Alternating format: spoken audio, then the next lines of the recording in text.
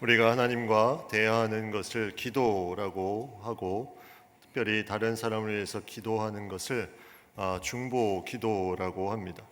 성경에는 하나님과 사람 사이의 중보자는 예수 그리스도 한 분뿐이시다 분명히 기록되고 있습니다. 우리가 중보 기도를 한다는 것은 내가 그 자리에 있는 것이 아니라 예수님의 그 중보자 되심을 의지해서 우리가 간구하며 나아가는 것이 바로 우리의 중보 기도의 모습입니다. 어제 몽골 팀이 출발하고 또 이제 유아유치부 여름 성경학교가 진행되고 있는데 우리가 계속 기도하고 있습니다. 함께 금식 릴레이 기도도 하고 중보 기도 팀이 만들어져서 계속해서 기도하고 다음 세대를 위해서 기도하고 또 우리가 전도하고자 하는 대상들을 위해서 기도하고 환우들을 위해서 기도하고 또 여러 가지 이제 나누는 기도 제목들을 가지고 함께 기도하며 나아갑니다. 내가 지금 중보 기도를 하고 있다. 이러한 부분들 너무나 귀한 우리가 하나님과 동역하는 특권입니다. 그러니까 각 부서에서 셀에서 또 권사회에서 교육부서에서 계속 중보 기도를 하고 있다는 것은 놀라운 특권이죠. 또 내가 개인적으로 누군가를 위해서 계속 기도하고 있다는 것은 이것은 특권입니다. 왜냐하면 하나님의 귀한 일들을 동역하는 그러한 시간이기 때문입니다. 이러한 부분에 있어서 우리는 감사해야 됩니다. 내가 누군가를 위해서 기도하고 있다. 감사해야 됩니다. 그리고 기대해야 됩니다.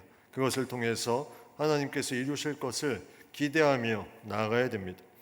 우리가 이렇게 함께 기도하고 서로를 위해서 기도해 주는 것, 그런데 이렇게 개인적으로 기도하다 보면 우리가 이 기도의 어떤 부분에 내가 좀 제대로 어려움을 겪고 이것을 해결할 수 있는 부분을 잘 찾지 못할 때 다른 사람에게 특별히 부탁을 하게 되죠.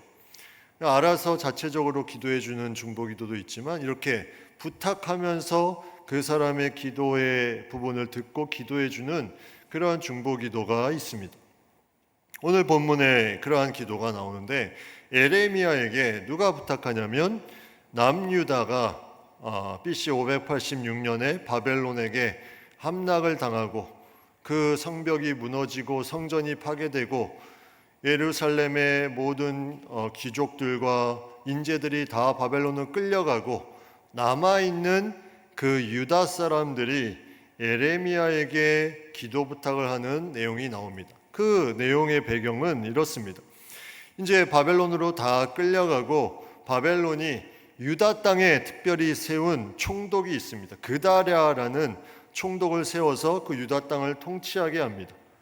그런데 이 그다랴라는 사람은 바벨론의 그런 지명을 받고 세워졌기 때문에 바벨론에 맞춰서 무언가를 하는 사람이었습니다.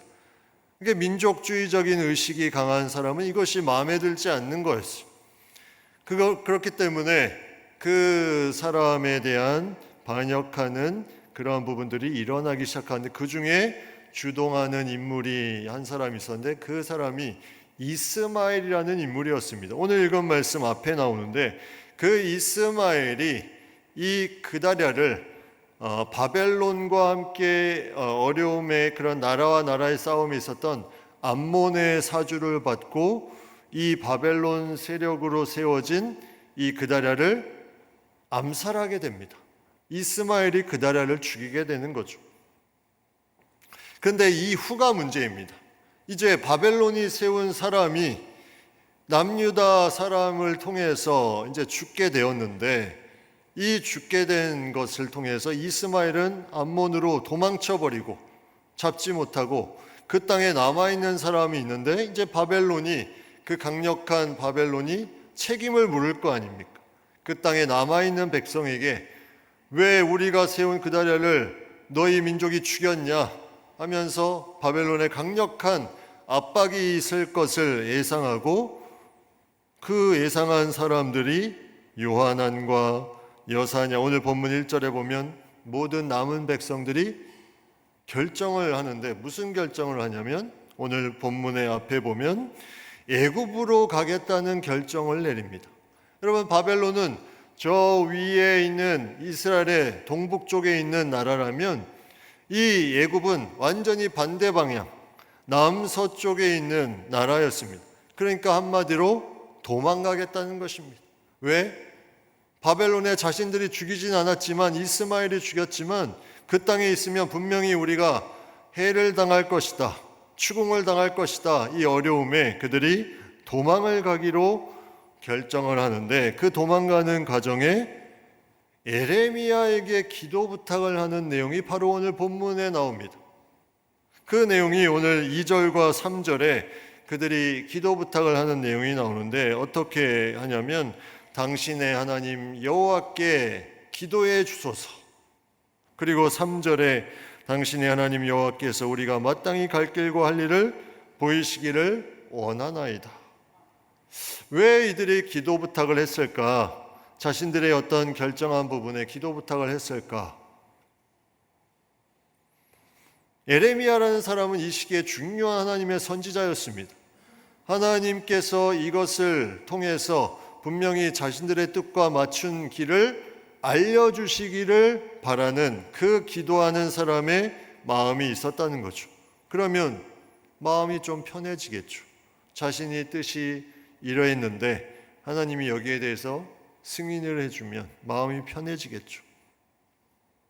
그 마음으로 기도 부탁을 한 겁니다. 그래서 너무나 두려운 마음에, 애굽으로 가려는 그 마음에, 그 부분이 하나님이 여기에 대한 승인을 해주면 좋겠다 하는 마음으로 기도 부탁을 한 그 부분, 오늘 나오는 내용에 그 자신들의 마음 속에 이러한 부분들이, 고백이, 이 기도 부탁하는 사람들의 아주 귀한 마음들이 드러나는데, 이것이 문자적으로 그들이 입술로는 이렇게 고백을 했습니다. 5절에도 보시면 이렇게 말합니다. 그들이 에레미야에게 이르되 우리가 당신의 하나님 여호와께서 당신을 보내사 우리에게 이르시는 모든 말씀대로 행하리이다. 여호와께서는 우리 가운데 진실하고 성실한 증인이 되시옵소서.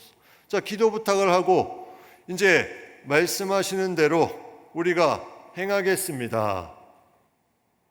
그 다음에 6절에도 이렇게 말합니다. 우리가 당신을 우리 하나님 여호와께 보내면 그의 목소리가 우리에게 좋든지 좋지 않든지를 막론하고 순종하려 함이라. 우리가 우리 하나님 여호와의 목소리를 순종하면 우리에게 복이 있으리이다. 너무나 아름다운 고백, 정답을 다 말하고 있습니다. 기도 부탁하는 사람들의 그런 귀한 자세를 여기에 다 말하고 있는데, 그들의 삶은 이미 결정을 해놓은 상태입니다. 말로는 순종하고 그것이 좋든지 싫든지, 우리에게 그렇게 해가 되든지 좋든지 다 따르겠다고 했지만, 그들은 이미 무언가 애굽으로 갈 것을 다 정해놓고 발걸음을 옮긴 상태였습니다. 이러한 그들의 모습, 오늘 본문에 계속 에레미야를 부르는 그 호칭을 보십시오. 당신의 하나님 여호와, 나의 하나님이 아니라 당신의 하나님 여호와라고 말하면서 이들이 얻고자 하는 것은 내가 정해놓은 이것이 하나님이 승인해 주시기를 원했던 것입니다. 여러분, 하나님은 우리의 생각을 승인해 주시는 분이 아닙니다. 내가 정해놓고 하나님이 승인해 주시는 분이 아니라, 하나님은 우리의 모든 것을 주권하시며 주관하시는 분입니다. 내가 정해놓고 결제해 주십시오, 사인해 주십시오, 사인 안 하면 내 뜻대로 하겠습니다, 이것이 기도 부탁하는 사람의 자세가 아니라는 거죠. 우리는 때로는 너무나 종교적인 모습으로 자신의 뜻을 포장하려고 합니다. 내 뜻은 이미 애굽으로 딱 정해놓고 종교적인 모습을 많이 보이면서 그 뜻이 합당한 것처럼 합리화시키는 부분들이 우리에게 많이 있다는 거죠. 성경에 누가 이 부분을 했습니까? 사울 왕이 그랬습니다. 이스라엘 첫 번째 왕 사울, 아말렉과의 싸움에서 하나님이 그 취하는 모든 것을 취하지 말고 다 진멸하라 했는데, 사울이 그 중에 일부 좋은 것을 취합니다. 그리고 뭐라고 말하냐면, 가장 좋은 것으로 하나님께 제사하려고 이것을 취했습니다. 종교적인 어떤 부분을 위해서 자신의 뜻을 내세우고 있다는 것입니다. 우리는 이러한 모습이 많이 있다는 거죠. 내가 이미 애굽에 갈 것을 다 정해놓고 그 다음에 하나님의 승인을 받으려고 합니다. 변할 마음이 없습니다. 변할 마음이 없이 기도 부탁을 하는 것은 이것은 종교적 취미 생활과 다르지 않습니다.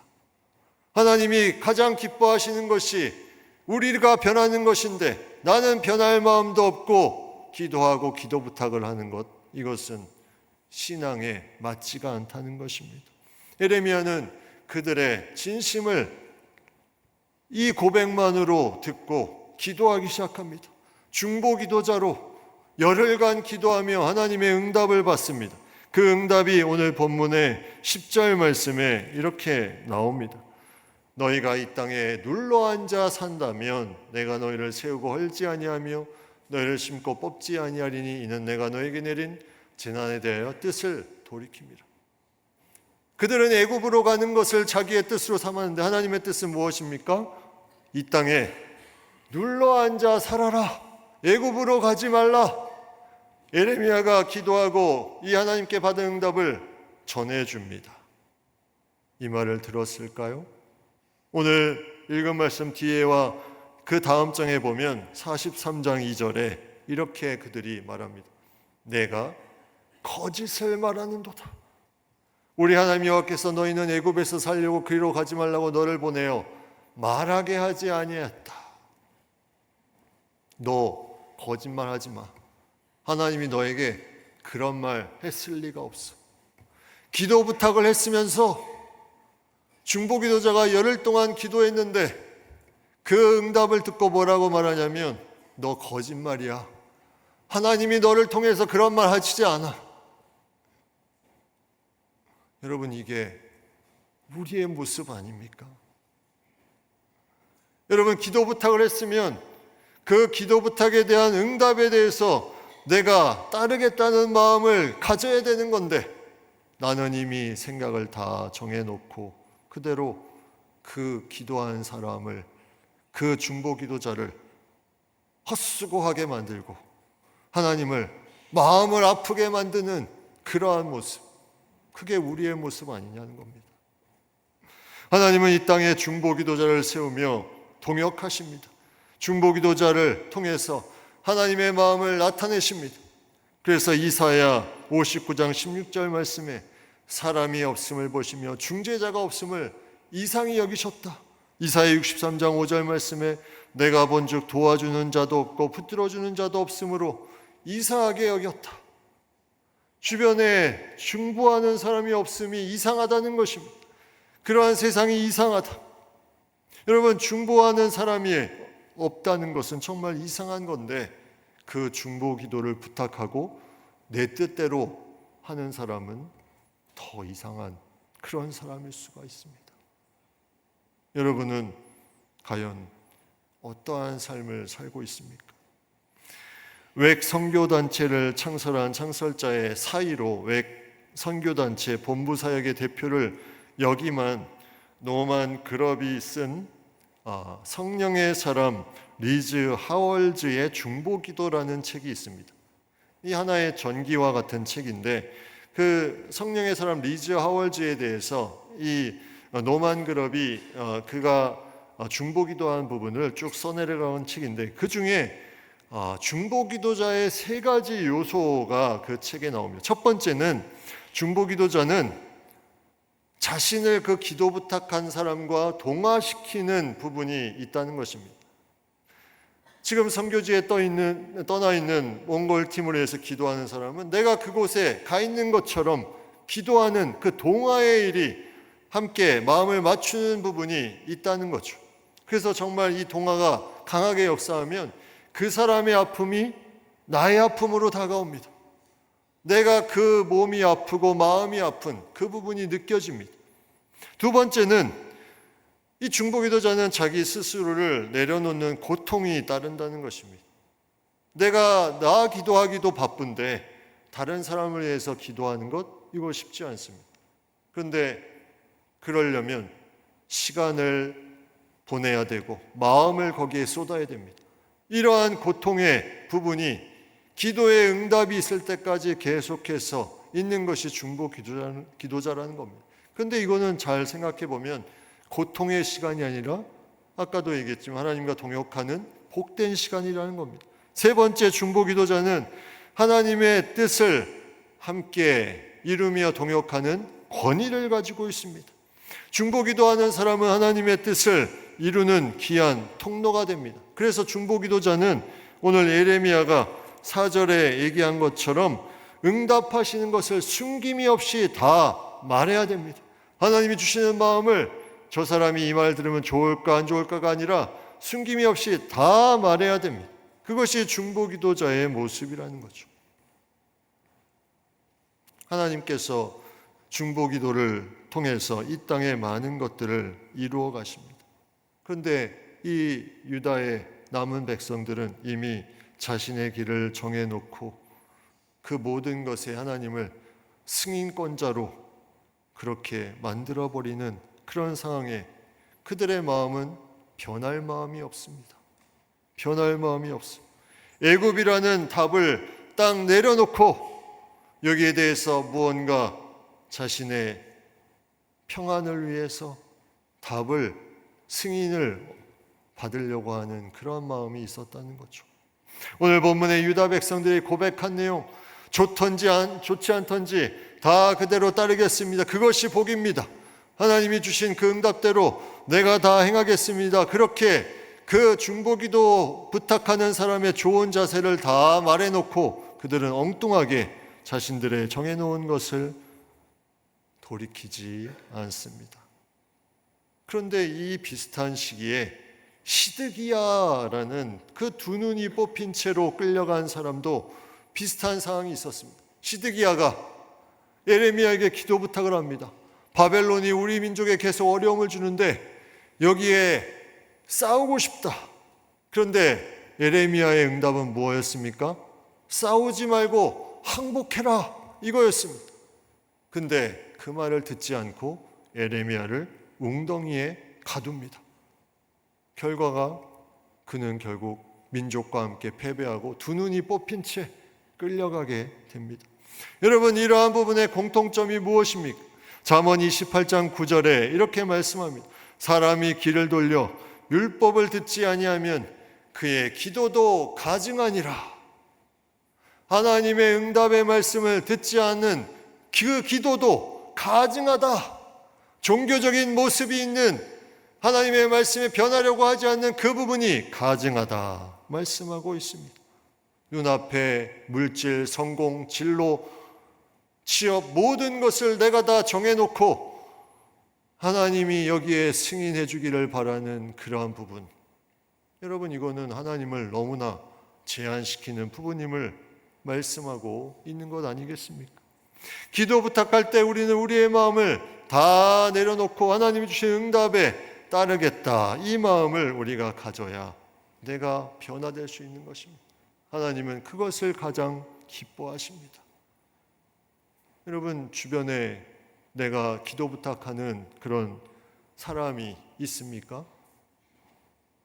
그런 공동체가 있습니까?